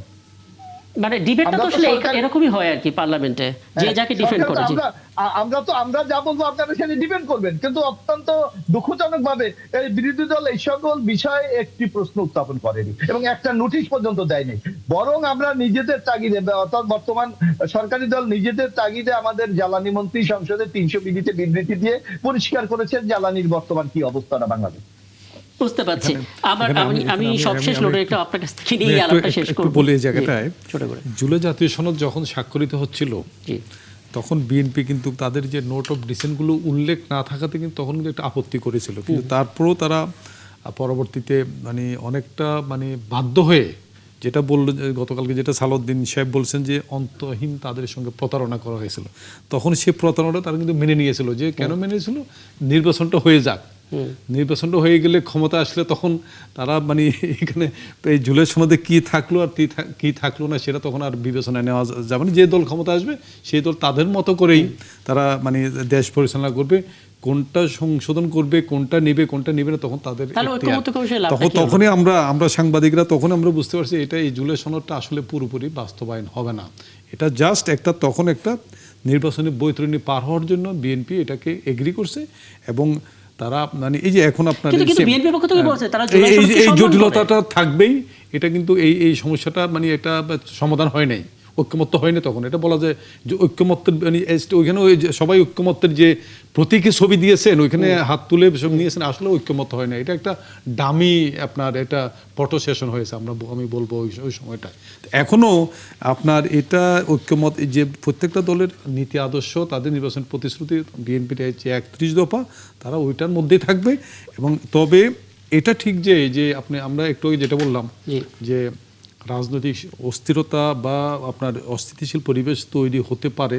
আবার এই জায়গাটাও হয়তো আমার মনে হয় তারা সচেতন থাকবে যে তাদের মধ্যে যে কোনো রাজনৈতিক মানে টানাপোড়েনের কারণে আওয়ামী লীগ যাতে মাঠে আসতে সুযোগ না পায় সেই জায়গাটা তারা সতর্ক থাকবে। এটাও আমার মনে হয় যেহেতু দুই পক্ষই আপনার দীর্ঘ 17 বছর নির্যাতিত নিষ্পেষিত, অতএব তারা নিজেদের মধ্যে কমন গ্রাউন্ড থাকবে, তারা কোনোভাবে আওয়ামী লীগকে তারা মাঠে আসার সুযোগ দিবে বলে আমার মনে হয়। অনেক ধন্যবাদ। কারণ এনসিপি তরুণদের রাজনৈতিক দল, তাদের দিক থেকেও সেই রাজনৈতিক সচেতনতা সবাই প্রত্যাশা করে এবং সবাইকে ধন্যবাদ সময়টা দেওয়ার জন্য। অ্যাডভোকেট হুমায়রা নূর এবং এম এ মোশাররফ হোসেন, নিশ্চয়ই সামনে কোনো আয়োজনে আবারও কথা হবে আপনাদের সঙ্গে। এবং দর্শক আরও একটা বিরতি নিচ্ছে, 71 চ্যানেলে ফিরছে একটু পর, আমাদের সঙ্গেই থাকবে। অনেক ধন্যবাদ সাথে থাকার জন্য। 71 চ্যানেলে আরও একবার আমন্ত্রণ জানাচ্ছি এবং আমরা এ পর্যায়ে কথা বলতে চাই ইরান যুদ্ধ পরিস্থিতি নিয়ে এবং বিষয়টি নিয়ে কথা বলতে আমাদের সঙ্গে বরাবরের মতো আছেন ইরান বিষয়ক গবেষক সিরাজুল ইসলাম। জনাব সিরাজুল ইসলাম, আপনাকে আমন্ত্রণ জানাচ্ছি এবং শুরু থেকে লোটন একদম আপনি তো আছেনই। লোটন, আপনার কাছ থেকে ছোট একটা বিষয় একটু জানতে চাই। মানে আমরা দেখতে পাচ্ছি ইরান যুদ্ধ নিয়ে তথ্য বিভ্রান্তি চরমে। ডোনাল্ড ট্রাম্পের যে বক্তব্য, সেই বক্তব্য নিয়ে আজকে ইরানের রাষ্ট্রদূত, বলা যায় গতকাল, যেহেতু 12টা পার করে ফেললাম, তিনি বলেছেন যে ডোনাল্ড ট্রাম্প সকালে বলছেন যে তিনি বিজয়ী এবং রাতে বলছেন যে নতুন করে হামলা চালাবেন, আর দুপুরে গিয়ে তিনি বলছেন যুদ্ধবিরতির জন্য ইরান নাকি প্রস্তাব দিয়েছে। এগুলো আসলে তথ্য বিভ্রান্তি নাকি মিথ্যাচার, কি বলবেন? ধন্যবাদ আমাদের সিরাজ ভাইকেও স্বাগত। তো এটা আলটিমেটলি আমার যেটা মানে অ্যানালাইসিস সেটা হলো এটা ডোনাল্ড ট্রাম্পের একটা কৌশল। এটা যুদ্ধের যেমন উনি এর আগে যেটা দাবি করছে ইরান যুদ্ধবিরতির অনুরোধ করছে বলে উনি দাবি করছেন, আবার ইরান তেহরান যেটা বলছে যে না এটা মিথ্যা, এটা এই ধরনের কোনো কথাই হয় নাই। তার পরবর্তীতে আবার বলছে যে মানে তারা যুদ্ধ মানে বন্ধ করে দিবে 2-3 সপ্তাহের মধ্যে। তো এই ধরনের এগুলো যে কৌশলগত কারণে তার এক সময় একটা কথা বলছেন, কৌশল অবলম্বন করতেছেন। এটা ডোনাল্ড ট্রাম্পের মানে কথাগুলোর মধ্যে আপনি কোনোটা যেমন তারা মানে এক সময় এক কথা বলে থাকেন এবং এগুলো তথ্য বিভ্রাট। এটা মানে ইরানকেও একটা বিভ্রান্ত করার জন্য তাদেরকে তাদের মানে সরকার এবং জনগণের মধ্যে একটা আস্থাহীনতা তৈরি করা, এটা যুদ্ধের একটা পার্ট। একদম। আমি একটু সিরাজুল ইসলামের কাছে আসতে চাই। সিরাজুল ইসলাম, ইরান যুদ্ধের একেবারে শুরু থেকে আপনি নজর রাখছেন এবং নানামুখী বিশ্লেষণ আপনার কাছ থেকে আমরা জানছিলামও ধারাবাহিকভাবে। ঠিক এই মুহূর্তে যদি আমি আপনার কাছে জানতে চাই যুদ্ধের অবস্থাটা আসলে কি, যেভাবে ডোনাল্ড ট্রাম্প বলার চেষ্টা করছেন যে নতজানু হয়ে ইরান আসলে আমাদের কাছে যুদ্ধবিরতি চাইছে, এএফপির একটা রিপোর্ট যেটা একটু আগে আমরা দেখছিলাম। আবার ইরানের পক্ষ থেকে বলা হচ্ছে আর অন্তত 6 মাস যুদ্ধ চালিয়ে যাওয়ার সক্ষমতা ইরানের রয়েছে। আপনার অ্যানালিসিস কি বলে, কে আসলে ক্ষতিগ্রস্ত হয়েছে? যতটা বলা হচ্ছে ইরান কি আসলে ততটা ক্ষতিগ্রস্ত? ছবিটা আসলে কি? ধন্যবাদ রাকিব হাসান, আপনাকে ধন্যবাদ স্টুডিওতে লোটন ভাইকে, সাথে 71 টেলিভিশনের দর্শক শ্রোতা সবাইকে ধন্যবাদ জানাচ্ছি, শুভেচ্ছা জানাচ্ছি। আপনার প্রশ্নের জবাবে যে কথা বলতে চাই সেটি হচ্ছে যে আসলে আব্বাস আরাকচি তো আজকে বলেছেন যে 6 মাস যুদ্ধ করার ক্ষমতা আছে। উনি তো নিজে বলে থাকেন যে আমি তো আসলে সেনা বিশেষজ্ঞ না, এই বিষয়টা সামরিক বাহিনীর লোকজনই বেশি ভালো বলতে পারবে। তো সেই জায়গা থেকে আমি বলি যে সামরিক বাহিনীর লোকজন এর আগেই ঘোষণা দিয়েছেন যে এইভাবে অন্তত 2 বছর একটানা যুদ্ধ করে যেতে পারবে ইরানের কাছে সেই প্রস্তুতি, সেই মজুদ আছে। আর যে কথা বললেন আপনি যে যুদ্ধের ক্ষয়ক্ষতি, ধ্বংসলীলা, এই সমস্ত আসলে কি, ডেফিনেটলি আপনাকে মনে রাখতে হবে যে ইরান যুদ্ধ করছে এমন দুটি দেশের বিরুদ্ধে যারা যুদ্ধ চাপিয়ে দিয়েছে ইরানের উপরে, সেটি হচ্ছে বিশ্বের আপাতত স্বীকৃত বা ঘোষিত 1 নম্বর পরাশক্তি আমেরিকা এবং তার একেবারে একান্ত সহযোগী এবং মধ্যপ্রাচ্যের সন্ত্রাসবাদের জনক ইহুদিবাদী ইসরায়েল। এই দুটো দেশের সামরিক সক্ষমতা আমরা সবাই জানি কেমন। এই বিরাট শক্তিধর দুটি দেশের বিরুদ্ধে ইরান যখন লড়ছে এবং আত্মরক্ষামূলক বা প্রতিরক্ষামূলক যুদ্ধ যখন করছে, তখন একথা বলতে দ্বিধা নেই যে ইরানের ভেতরে তো নিশ্চয়ই ক্ষয়ক্ষতি হয়েছে এবং প্রচুর পরিমাণে হামলা চালিয়েছে, তাতে ক্ষয়ক্ষতি হয়েছে। কিন্তু এখানে সবচেয়ে বড় যে ব্যাপার সেটা হচ্ছে যে ইরান যুদ্ধ বিরতির জন্য কিন্তু কাকতি মিনতি করছে না, এটা সবচেয়ে বড় বিবেচ্য বিষয় এটা। আর সাথে সাথে আমেরিকা এবং ইসরায়েলের বিরুদ্ধে যে প্রতিরোধ গড়ে তুলেছে তা এবং তার যে বাস্তব চিত্র আমরা দেখতে পাচ্ছি, বিশেষ করে মধ্যপ্রাচ্যের যে মার্কিন ঘাঁটিগুলো, এই ঘাঁটিগুলো তো একেবারে গুড়িয়ে গেছে এবং মার্কিন F-35 জঙ্গি বিমান বলেন, F-18 বলেন, F-15 বলেন, F-16 বলেন, এরপরে E-3 সেন্ট্রি অ্যাওয়াক্স যে বিমান, রিফুয়েলিং ট্যাঙ্কার বিমান, তারপরে তাদের র্যাডার সিস্টেম, তাদের আর্লি ওয়ার্নিং সিস্টেম, এইরকম ভাবে যত রকমের প্রযুক্তি, থার্ড পেট্রিয়ট, এই রকমের যত প্রযুক্তি, সমস্ত সবকিছুর উপরে কিন্তু আমেরিকা ইরান হামলা চালিয়েছে এবং সবগুলো কিন্তু ব্যাপকভাবে ক্ষয়ক্ষতির মুখে পড়েছে। নট অনলি দ্যাট, ইসরায়েলের দিবোনা পরমাণু কেন্দ্রের আশপাশে কিন্তু ইরান হামলা চালিয়েছে। এটা সবচেয়ে বড় রকমের একটা ইঙ্গিত যে ইসরায়েল এবং আমেরিকা ইরানের প্রযুক্তির কাছে বেশ বড় রকমের অসহায় হয়ে পড়েছে। আচ্ছা, আমরা আসলে অনেকগুলো বক্তব্য আসলে শহীদুল ইসলাম দেখতে পাচ্ছি, যেমন ইংল্যান্ডের প্রধানমন্ত্রী ক্যারি স্টারমার তিনি স্পষ্ট করে বলেছেন যে ইরান যুদ্ধে জড়াতে প্রচুর চাপ দেওয়া হয়েছে। ফরাসি কনিষ্ঠ প্রতিরক্ষা মন্ত্রী তিনি বলেছেন হরমুজ প্রণালীতে অভিযানের জন্য ন্যাটো গঠিত হয়নি। ওদিকে ইকোনমিক টাইমসের রিপোর্ট হচ্ছে হেডলাইন, বড় আকারে হেডলাইন তারা করেছে, বিভ্রান্তি ছড়াতেই বারবার কথা পাল্টান ট্রাম্প। মানে বিষয়টা কি এরকম ব্যাকফুটে যুক্তরাষ্ট্র কি আগে কখনো পড়েছে? কারণ খোদ যুক্তরাষ্ট্রের সাথে যে এই দেশটা থাকে যুক্তরাজ্য, তারাও এখন ঠিক বিপরীত অবস্থা নিয়েছে। স্পেনের কথা তো আমরা জানি।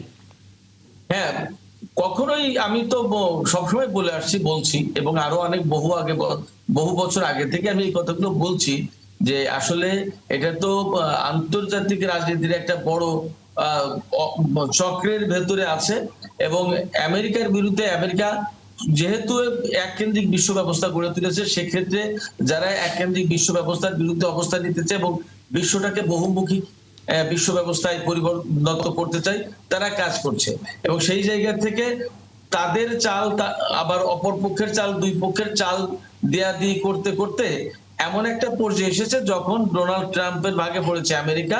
এবং ডোনাল্ড ট্রাম্প হচ্ছে যিনি না রাজনীতি বোঝেন, না কূটনীতি বোঝেন, না সমরনীতি বোঝেন, কি বোঝেন আসলে আমি সেটাই বুঝি না। যার কারণে তার মতো একটা মানে কথার কোনো ঠিকঠাক নেই তো বটেই, তার অবস্থানেরও কোনো ঠিক নেই। সেই রকম একজন ব্যক্তির হাতে যখন আমেরিকার মতো একটা দেশ পড়ে, তখন তার জোটের বা তার মিত্ররা যে তাদেরকে ছেড়ে চলে যাবে, এটাই স্বাভাবিক এবং এটাই হচ্ছে। তিনি আমেরিকা একটা খেয়াল করেছে যে আমেরিকায় নো কিংস আন্দোলন হচ্ছে, তার মানে কোন রাজা না, অর্থাৎ ট্রাম্প রাজার মতো আচরণ করছে, মানে তিনি সর্বসর্ব, তিনি সবকিছু এবং বিশ্বটাকে তার অধীনস্থ মনে করছে। যার কারণে তার জোটের বন্ধুরা, মিত্ররা কেউই তার পাশে থাকছে না। এত আমি কি একদম সরাসরি সহজ ভাষায় যদি বলি যে এই উদ্ভ্রান্ত নীতি অনুসরণকারী একজন প্রেসিডেন্টের সাথে এই সমস্ত প্রধানমন্ত্রী, প্রেসিডেন্ট বা বিশ্বের যে সমস্ত নেতারা কাজ করে থাকেন, এরা কেউ ডোনাল্ড ট্রাম্পের সাথে ম্যাচ করতে পারছে না, এটা সম্ভব না। যার কারণে তার পাশে থাকা নিরাপদ মনে করছেন এবং তার সাথে যাওয়া এটা সম্ভব না, এটাও তারা বুঝেছেন। যার কারণে নেটো জোট এই যুদ্ধে জড়ায়নি, ইউরোপীয়রা জড়ায়নি, বারবার অনুরোধ করা সত্ত্বেও জড়ায়নি। যার কারণে এখন ডোনাল্ড ট্রাম্পকে হুমকি দিতে হচ্ছে যে এই নেটো জোট থেকে তারা বেরিয়ে যান।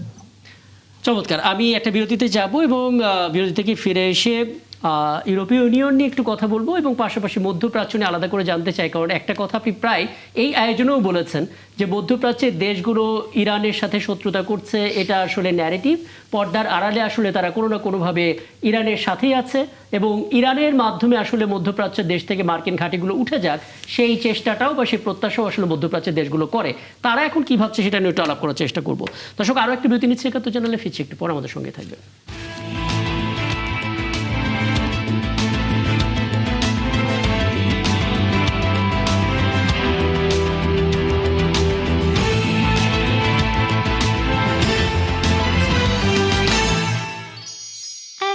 মিষ্টি সকাল কানে কানে কিছু গুনগুনিয়ে বলে যায় কাছে আয় ভেসে যায় হাজার ফুলের ঠিকানায় ছুঁয়ে দে ডুবে যায় সুগন্ধের সেই সীমানায়। এখন তুমিও পেতে পারো আমার মতন সফট আর গ্লোয়িং স্কিন আর 3 ভর সুরভিত আত্মবিশ্বাসের গ্যারান্টি তিব্বত লাক্সারি সোপের সাথে।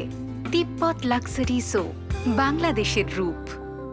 Full of cool, সাথে craziness, full ভরা শুধু happiness, সাথে যদি চাও খাটিনেস, now now now fresh noodles, now now now, যাও যাও যাও স্বাদে হারিয়ে যাও যাও যাও।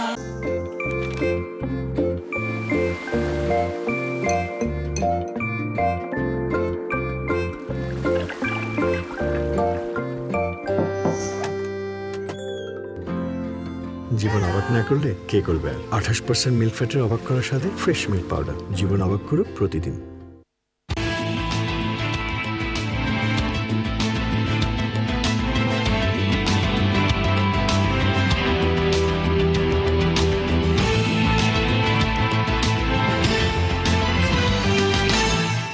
অনেক ধন্যবাদ দর্শক সাথে থাকার জন্য। আপনারা আছেন 71 জার্নালে। জনাব সিরাজুল ইসলাম, একটা বিষয় একটু জানতে চেয়েছিলাম আপনার কাছে। ইউরোপীয় ইউনিয়ন বা ইউরোপের অন্যান্য দেশগুলো যারা আসলে যুক্তরাষ্ট্রকে সহযোগিতা করত অর্থনৈতিকভাবে এবং নানা জোটের সমীকরণে, ঠিক এই মুহূর্তে তাদের অনেককেই আমরা দেখতে পাচ্ছি কঠিন গলায় কথা বলছেন এবং যে যুদ্ধনীতিতে হাঁটছেন ডোনাল্ড ট্রাম্প তার বিরোধিতা করছেন, কেউ সোচ্চারভাবে, কেউ বা মানে বিশেষভাবে চুপ থেকে। মানে আপনার মনে হয় কি না এই সমস্ত বাস্তবতার প্রেক্ষাপটে আসলে খুব দ্রুত সম্পর্কটা খারাপের দিকে যাবে এবং সেই খারাপ থেকে আসলে যুক্তরাষ্ট্র বা ইসরায়েলকে একঘরে করে দেওয়ার মতো পরিবেশ তৈরি হবে? ধন্যবাদ আবারও আপনাকে।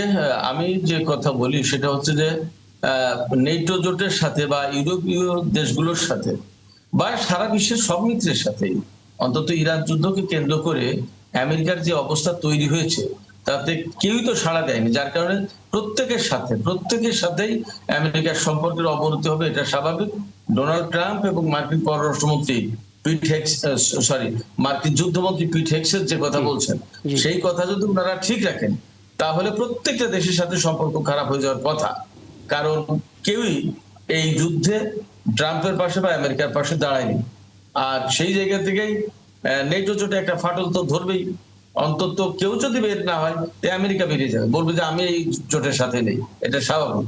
তখন হয়তো নেটো জোটকে ইউরোপীয় ইউনিয়নের একটা জোটে পরিণত করতে হবে এবং কার্যত নেটো জোট থাকার আদৌ প্রয়োজন আছে কিনা সেটা নিয়ে তো প্রশ্ন আছে। যেহেতু নেটো জোট আর ওয়ারশো জোট সোভিয়েত ইউনিয়ন ভিত্তিক অর্থাৎ কমিউনিজম ব্লকের জোট ছিল, সামরিক জোট ছিল এই ওয়ারশো জোট, আর নেটো জোট ছিল মার্কিন নেতৃত্বাধীন পুঁজিবাদী জোটের অর্থাৎ কমিউনিজম বিরোধী জোট।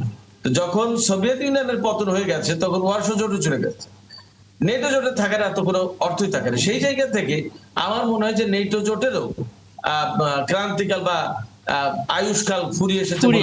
আচ্ছা, আমার হাতে দুটো খবর আছে মধ্যপ্রাচ্যের দুটো ইস্যুতেই। আমরা দেখতে পেলাম 27শে মার্চ ডোনাল্ড ট্রাম্প দাবি করলেন সৌদি বাদশাহ MBS তিনি আসলে ডোনাল্ড ট্রাম্পকে গোপনে বলেছেন যুদ্ধটা চালু রাখতে, অর্থাৎ ইরানের ওপর হামলাটা যেন অব্যাহত রাখেন। পরবর্তীতে দেখা গেল তাদের দিক থেকে এরকম কোনো বক্তব্য করা হয়নি।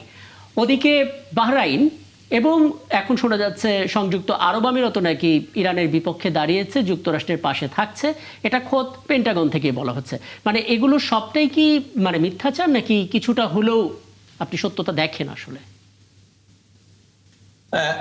একটা ব্যাপার হচ্ছে এখানে দুটো বিষয় আছে। একটা বিষয় হচ্ছে যে আমি সবসময় বলি যে পশ্চিমা গণমাধ্যমগুলো বেসিক্যালি পশ্চিমা সরকারগুলোর এজেন্ডা বাস্তবায়নের জন্য বিরাট হাতিয়ার হিসেবে কাজ করে, তারা টুলস হিসেবে ব্যবহৃত, অন্তত ইন্টারন্যাশনাল পলিটিক্সে। ইন্টারনাল ব্যাপারে তাদের রোল হয়তো আর একরকমের থাকে, কিন্তু international politics, international diplomacy, international যে অ্যারেনা সেই জায়গায় তাদের রোলটা অন্যরকম থাকে। পশ্চিমারা যে এজেন্ডা ঠিক করে দেয় সেই এজেন্ডায় তারা ফুলফিল করার চেষ্টা করে। এখানে মধ্যপ্রাচ্য দেশগুলোর ভেতরে ইরান বিরোধী একটা অবস্থান তৈরি করে, একটা জোট তৈরি করে ইরানের বিরুদ্ধে তাদেরকে শক্তভাবে দাঁড় করানোর চেষ্টা বহুদিন থেকেই আমেরিকা করে আসছে, বাট সেটা কিন্তু খুব একটা সফল হয়নি। এমনকি ইরানের বিরুদ্ধে কার্যত একটা নেটো জোট 57 জাতির মুসলিম নেটো জোট গঠনের চেষ্টা করেছিল ডোনাল্ড ট্রাম্প প্রথমবার ক্ষমতায় এসে, সেটাও কিন্তু সফল হয়নি। এবং সেইখানে মূলত এই উপসাগরীয় কয়েকটা আরব দেশের বিরোধিতার কারণে সেটা সফল হয়নি। তো তার মানে দাঁড়াচ্ছে যে মধ্যপ্রাচ্যে ইরানের বিরুদ্ধে অনেকগুলো দেশকে কার্যত ফরমালি ইনফরমালি বিভিন্ন ভাবে দেখানোর চেষ্টা করা হলেও তারা খুব স্ট্রংলি যে ইরানের বিরুদ্ধে লেগে আছে নট দ্যাট। এই জায়গা থেকে একটা সুবিধা নিয়ে ইরান বিরোধী একটা জোট এর ভেতরে ভাঙন ধরিয়ে বা ইরান বিরোধী একটা জোট তৈরি করার চেষ্টা করে, এবং পশ্চিমা গণমাধ্যমগুলো এইভাবেই বুঝতে পারছি। তার মানে এখানে আসলে হ্যাঁ এই জায়গাটায় তো এই চেষ্টাটা করে, কিন্তু সেটা এখনো পর্যন্ত আমরা কার্যত দেখিনি কেউই কিন্তু ইরানের বিরুদ্ধে সরাসরি যুদ্ধে যোগ দেয়নি বা যুদ্ধ শুরু করেনি। হ্যাঁ, সংযুক্ত আরব আমিরাত বলছে, এরকম নানান কথা আসছে ইরানের পক্ষ থেকেও, রিয়াকশনটা সংযুক্ত আরব আমিরাতের ব্যাপারে বেশি। কিন্তু এটাও ঠিক, আজকেরই খবর আছে যে কাতার এবং ওমান একেবারে পরিষ্কার অবস্থা নিয়েছে, তারা ইরানের বিরুদ্ধে কোনো রকমের যুদ্ধে যেতে চায় না, কোনো রকমের এই যুদ্ধ চলুক তা চায় না, বরং তারা কূটনৈতিক উপায়ে এই যুদ্ধের সমাধান হোক এটা চায়। তার মানে বোঝা যাচ্ছে যে পারস্য উপসাগরীয় আরব দেশগুলোতে একটা ইরান বিরোধী একটা মনোভাব থাকলেও ইরানের পক্ষেও বেশ কিছু দেশ আছে যারা এই যুদ্ধকে অনাকাঙ্ক্ষিত মনে করছে। খুব স্পষ্ট কথা। লোটার সাহেব কিছু জানতে চাইবেন আপনি? না, এখানে এই যে ইরান যুদ্ধে পাকিস্তান যে মধ্যস্থতার যে উদ্যোগের কথা বলা হচ্ছে, এটা তো মানে যৌক্তিকতা কতটুকু? সিরাজুল ইসলাম। হ্যাঁ, পাকিস্তান এখানে যে মধ্যস্থতা করার চেষ্টা করছে সেটার একটা যৌক্তিকতা তো অবশ্য আছে, এই অর্থে যে যেহেতু ইরান একেবারেই প্রতিবেশী দেশ, মুসলিম ভ্রাতৃপ্রতিম দেশ, এছাড়া ওআইসির সদস্য, তারপরে হরমুজ প্রণালী জাস্ট পূর্ব উত্তর কোনায় পাকিস্তানের অবস্থান, এরপরে পাকিস্তানের সাথে ইরানের কিন্তু পাকিস্তানের বিরুদ্ধে তো দ্বিচারিতার অভিযোগ রয়েছে অনেক। জি, পাকিস্তানের বিরুদ্ধে অতীতে দ্বিচারিতার অভিযোগ রয়েছে তো? না, পাকিস্তানের বিরুদ্ধে দ্বিচারিতার অভিযোগ থাকতে পারে, কিন্তু পাকিস্তান রাষ্ট্র হিসেবে, সরকার হিসেবে ইরানের সাথে যে এই রকমের দ্বিচারিতা খুব প্রকাশ্যে করেছে এইরকম খুব একটা নেই। হ্যাঁ, একটা জায়গায় একটা আপত্তির বিষয় আছে, আমি আপনাদেরকে সেটা জানিয়ে দিতে চাই। সেটা হচ্ছে যে ইরানের সাথে পাকিস্তানের একটা তেল পাইপলাইন বসানোর চুক্তি ছিল, এবং সেই চুক্তি অনুসারে ইরানের ভেতরে ইরানের অংশের যে পাইপলাইন বসানোর কাজ, সেই কাজটা অনেক আগে করে ফেলেছে। এটা 2010-12 সালে 12-13 সালের ভিতরেই কমপ্লিট করেছে, কিন্তু পাকিস্তান করতে পারেনি। পাকিস্তান পারেনি কেন? আমেরিকার চাপের বা পশ্চিমা চাপের কারণে নিষেধাজ্ঞায় পড়তে হবে এই ভয়ে। পাকিস্তান তো মূলত তুলনামূলক একটা দুর্বল অর্থনীতির দেশ, সেক্ষেত্রে নিষেধাজ্ঞার কবলে যদি পড়ে বিপদে পড়বে, এই কারণে করেন। কিন্তু মোটা দাগে ইরানের সাথে পাকিস্তানের সম্পর্কটা ভালো। শুধু তাই না, ইরানের বেশ কিছু স্বার্থ আমেরিকায় দেখাশোনা করে পাকিস্তানি দূতাবাস, তার মানে পাকিস্তানের সাথে পাকিস্তানের যে মধ্যস্থতাকারী হিসেবে গ্রহণযোগ্যতা নিয়ে তো আপনার প্রশ্ন আছে, যেখানে তাদের ভারতের সঙ্গে আফগানিস্তানের সঙ্গে তাদেরই মাঝে মধ্যে যুদ্ধ লেগেই আছে, তো সেখানে তারা আরেকটা দেশের যুদ্ধ মধ্যস্থতাকারী, এটার গ্রহণযোগ্যতা কতটা হালে পানি পাবে এটা? না, এই জায়গাটাই যৌক্তিকতা। আফগানিস্তানের সাথে পাকিস্তান যুদ্ধে লিপ্ত, সেই জায়গায় ইরানের এই দ্বন্দ্ব বা এই গোলযোগ বা এই যুদ্ধ বন্ধের ব্যাপারে তারা পদক্ষেপ নিতে পারবে না তাও না। অবশ্যই এখানে পাকিস্তান সম্ভবত আর একটা কাজ করেছে। আপনি খেয়াল করে দেখবেন যে পাকিস্তান কিন্তু ইসলামাবাদে বসেই ছিল, পাকিস্তানের পররাষ্ট্রমন্ত্রী ইসলামাবাদে বসে, তুরস্ক, সৌদি আরব এবং মিশরের পররাষ্ট্রমন্ত্রী পাকিস্তানে এসেছেন এবং তারা 2 দিন ব্যাপী সলা পরামর্শ করেছেন। এরপরে পাকিস্তানের পররাষ্ট্রমন্ত্রী এবং উপপ্রধানমন্ত্রী ইসহাক দার তিনি কিন্তু চীনে ছুটে গেছেন এবং সেখান থেকে 5 দফা প্রস্তাব দিয়েছে ইরানের কাছে, বা আমেরিকা ইরান দুই দেশকে লক্ষ্য করে। সেই জায়গায় যৌক্তিকতা তো থাকতেই পারে, যে ধরুন আপনার সাথে আমার কথা একটা সমস্যা আছে, তাই বলে যে আমি রাকিব হাসানের সাথে কোনো ব্যাপারে যে কিছু করতে পারবো না, মধ্যস্থতা করতে পারবো না, ব্যাপারটা তো তা না। সেই জায়গায় যৌক্তিকতা একটা আছে। আর সবচেয়ে বড় কথা, আমি তো আগেই বলেছি যে যেহেতু ইরান একেবারে নিকটতম প্রতিবেশী দেশ, পাকিস্তানের সাথে ইরানের 900 কিলোমিটার সীমান্ত আছে, এছাড়া হরমুজ প্রণালীর ব্যাপার আছে। আমেরিকার সাথে পাকিস্তানের সম্পর্ক ভালো, আবার ইরানের সাথেও পাকিস্তানের সম্পর্ক ভালো, আবার আরব বিশ্বের সাথে পাকিস্তানের সম্পর্ক ভালো। এই জায়গায় পাকিস্তান একটা ভালো মধ্যস্থতা এবং এটা যদি হয় তাহলে পাকিস্তানকে তাদের কূটনৈতিক মেধা মানে সর্বোচ্চটা দিতে হবে, এছাড়া উপায় নেই। একটা বিষয়কে একটু জনাব সিরাজুল ইসলাম বলবেন, মানে 2023 সালে আপনার মনে থাকার কথা, যখন আসলে ইসরায়েল ফিলিস্তিনের উপরে হামলা চালালো, তখন আসলে খুব শক্তভাবে সেটা প্রতিহত করা, নানামুখী সামরিক সহায়তা দেওয়ার কাজটা করেছিল ইরান। এখন ইরানের যে পরিস্থিতি, এই যুদ্ধে যদি একটা বিরতি হোক বা সমাধান হোক, সেটা যদি হয় তাহলে ফিলিস্তিনের উপরে যে আগ্রাসন, সেই আগ্রাসনটা কি মিটবে বা সেখানে ইতিবাচক কিছু কি ঘটবে, কোনো পরিবর্তন কি আমরা দেখব? হ্যাঁ, খুবই গুরুত্বপূর্ণ প্রশ্ন।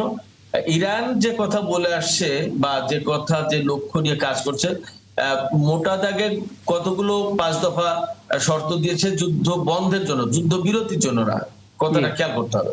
যুদ্ধ বিরতির জন্য না, যুদ্ধ বন্ধের জন্য। তা যুদ্ধ বন্ধের জন্য যে 5 দফা মোটা দাগে প্রস্তাব দিয়েছে, এইগুলো নিয়ে হয়তো আলোচনায় বসা যাবে, কিন্তু আরো আলোচনার সাইড পয়েন্ট থাকবে এবং সেখানে ডেফিনেটলি মধ্যপ্রাচ্য এবং লেবানন এই সমস্ত বিষয় থাকবে। ইরান সরাসরি বলছে যে এই যুদ্ধ বন্ধ হতে হবে, তার ভিতরে যে শর্ত থাকবে সেটা একটা শর্ত থাকবে যে ইসরায়েল মধ্যপ্রাচ্যের কোন দেশে, বিশেষ করে লেবাননের কথা বিশেষভাবে বলছে, লেবানন তো সবচেয়ে বেশি হামলা করে রাষ্ট্র হিসেবে, আর গাজা তো আর কোনো রাষ্ট্র না, তো লেবাননে বা ফিলিস্তিনে এই রকমের আগ্রাসন চালাতে পারবে না, এই নিশ্চয়তা দিতে হবে, এই আন্তর্জাতিক গ্যারান্টি দিতে হবে। সেক্ষেত্রে যে কোনো আলোচনা হতে যাবে, ইরান অবশ্যই ফিলিস্তিন এবং লেবাননের বিষয়গুলোকে মাথায় রাখবে এবং এটা থাকার কথা। তার মানে যদি ওই যুদ্ধে যে অবসান সেটা যদি ঠিকঠাক মতো হয়, তাহলে একই সঙ্গে সিরিয়া, লেবানন এবং ফিলিস্তিন 3টা দেশেরই ভাগ্য বদলাবে, তেমনটা আসলে সেখানে লেখা আছে। আচ্ছা, যাই হোক, আমার মৌলিক বিষয়গুলো জানা শেষ। এরপর কয়েকটা পয়েন্ট অনেকেই জানতে চান। হরমুজ প্রণালীর আসলে কি অবস্থা, মানে এখানে যেভাবে ইরান তাদের যে নির্দেশনা জারি করে রেখেছে, বৈশ্বিক প্রেক্ষাপটে বিশেষ করে বাংলাদেশের মতো দেশগুলোতে জ্বালানির কি সংকট হওয়ার সম্ভাবনা আপনি অন্তত টের পাচ্ছেন? এখন পর্যন্ত আপনার কাছে আসলে কি খবর আছে? হরমুজ প্রণালী দিয়ে কাদের জাহাজ যেতে পারছে, কাদের ক্ষেত্রে কি ধরনের বাধা দেওয়া হচ্ছে? না, একথা তো একদম পরিষ্কার, ইরান সবসময় বলে আসছে এবং আজকেও বলেছে, সবসময় বলছে যে হরমুজ প্রণালী খোলা ছিল, খোলা আছে এবং ভবিষ্যতে খোলা থাকবে। সমস্যাটা কোথায়? ইসরায়েল এবং আমেরিকা এবং তার সাথে যে সমস্ত দেশ মিলে ইরানের বিরুদ্ধে যুদ্ধ করছে বা শত্রুতা পোষণ করে, শুধুমাত্র তাদের জাহাজ যেতে দেওয়া হবে না এই হরমুজ প্রণালী দিয়ে। আর এই হরমুজ প্রণালীর উপর ইরানের একটা কন্ট্রোল থাকতে হবে, বিকজ তুরস্কের বসফরাস প্রণালীতে সেখান থেকে এই প্রণালী ব্যবহার করে যদি কোনো জাহাজ চলাচল করতে তাদের ফি দিতে হয়, টোল দিতে হয়, সুয়েজ খালে টোল দিতে হয়। তো হরমুজ প্রণালী তার সেখানেও ইরান তার পানি সীমা ব্যবহার করে জাহাজ চলাচল করবে এবং কেন দেবে না, এরকম একটা যুক্তির কথা তারা বলছে। আমি বলছি না যে তারা সঠিক বেঠিক, সেটা ভিন্ন প্রসঙ্গ, কিন্তু সে কথা বলছে এবং যা পরিস্থিতি তৈরি করেছে, এতদিন তো খোলাই ছিল। আমেরিকা এবং ইসরায়েলের এই সমস্ত আগ্রাসন, একের পর এক আগ্রাসনের কারণে মূলত ইরান তো এখন এই সমস্ত পদক্ষেপগুলো নিতে বাধ্য হয়েছে। সেক্ষেত্রে আমি যেটা বলি সেটা হচ্ছে যে সব দেশের জন্য হরমুজ প্রণালী খোলা, বিশেষ করে বাংলাদেশের জন্য তো একদম খোলা বলেইছে যে বাংলাদেশের জন্য তো কোনো সমস্যা নেই, এবং বাংলাদেশের যে 6টি জাহাজ রয়েছে সেখানে তাদেরকে অনুমতি দেওয়া হয়েছে যে তাদেরকে চলে দেওয়ার জন্য। এবং আগেই বাংলাদেশের পক্ষ থেকে যখন যোগাযোগ করা হয়েছিল, তখন ইরানের পক্ষ থেকে এই ব্যাপারে পূর্ণাঙ্গ তথ্য জানতে চাওয়া হয়েছিল। এই তথ্য দেওয়ার পরে ইরান তাদেরকে অনুমতি দিয়েছে এবং আজকে আমরা ইরানের যিনি রাষ্ট্রদূত বাংলাদেশে নিযুক্ত, তিনি আসলে একটা প্রেস কনফারেন্স করেছেন। তিনি বলেছেন যে জাহাজে আসার ক্ষেত্রে কোনো সংকট নেই, যদি থাকে সেক্ষেত্রে ইরান পাশে থাকবে। অনেক ধন্যবাদ সিরাজুল ইসলাম, আপনি আমাদেরকে সময় দিয়েছেন। ছোট করে 1 মিনিটের মধ্যে একটা মন্তব্য জেনে নিতে চাই। লটন ইকরাম, এখন পর্যন্ত আমরা দেখতে পাচ্ছি ইরান ইসরায়েল যুদ্ধে একদিকে আমরা কোনো তথ্য পাচ্ছি না ইরানের দিক থেকে, আর ইসরায়েলের দিক থেকে বা আমেরিকার দিক থেকে মিথ্যা তথ্য পাচ্ছি। মানে পরিস্থিতি কোন দিকে যাচ্ছে বা কোথায় গিয়ে আসলে সমাধান আপনি অতটা টের পাচ্ছেন, ছোট করে?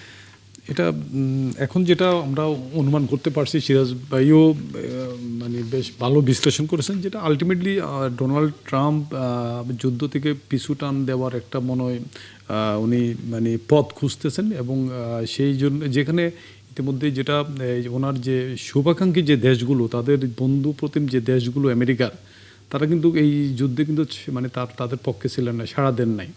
এবং এই জন্য মানে ডোনাল্ড ট্রাম্প বলতে বাধ্য হয়েছেন যেসব দেশ মানে এই ইরান যুদ্ধে তাদের পাশে আসে নাই, সাপোর্ট দেয় নাই, তাদেরকে উনি দেখে নেবেন, একটা হুমকিও দিয়েছেন, কিন্তু উনি হুমকি দিয়েছেন। তো আলটিমেটলি উনি দেখছেন যে এই যুদ্ধটা আসলে এটা বিশ্বের ওনার বন্ধু প্রতিম দেশগুলো সমর্থন করে নাই, এই যে আপনার এবং সংখ্যাটা কমে যাচ্ছে। এবং আমরা যেটা আসলে দেখতে পাচ্ছি তার বক্তব্যের মধ্যে থেকে সে আসলে এখন পিছু হটার সমাধানের একটা পথ খুঁজছে, সম্মান নিয়ে যাতে বেরিয়ে আসতে পারে সেই পথটা খুঁজতেছে। একদম, অনেক ধন্যবাদ লোটন এটা আপনাকে এবং সাজিদুল ইসলাম আপনাকেও। নিশ্চয়ই সামনে কোনো আয়োজন আবার আপনাদেরকে পাবো। এবং দর্শক, এই ছিল আজকে ৭১ জানুয়ারির আয়োজন। আগামীকাল দেখা হবে নতুন ইস্যুতে, থাকবেন আমাদের সঙ্গে।